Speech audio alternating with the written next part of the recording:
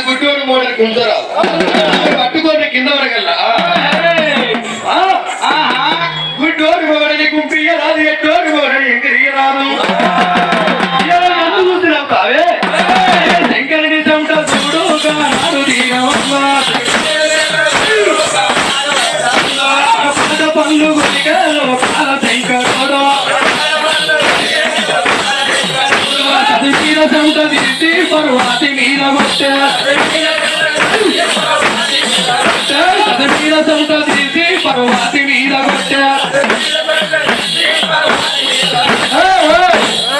ఏమైందిరా లోకాల శంకరుడు ఏ పత్తు మంచి ఆడదా మరి కలిగే దాపారం మీద మరి అట్టబట్ట కట్టుకుని ఆడదానికి దాగర మరికి రాదు మరి అది కూడా లోకాల సంగమయ్య ఎప్పుడైతే ఆ ఛాతి మీద మైల వేసుకున్నాడు బిడ్డ మరి అటువంటి ఛాతి మీద మైల మాత్రం ఎప్పుడైతే ఆ తల్లి పాడత మీద మచ్చి మాయ కొట్టిండు మరి కొట్టేవరకల్లా పాడతమ్మ ఏమంటుంది శంకరుడి చెంప పార్వతమ్మ మీద కొట్టినప్పుడు ఆ రోజుల పార్వతి ఏమేమంటుంది పోరార శంకరుడా శంకరుడా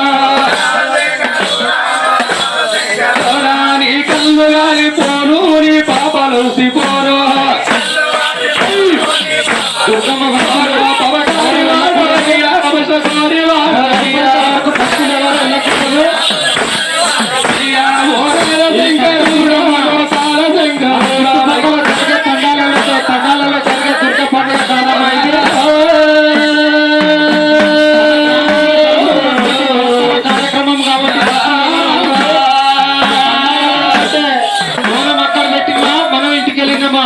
అదే జరుగుతుంది.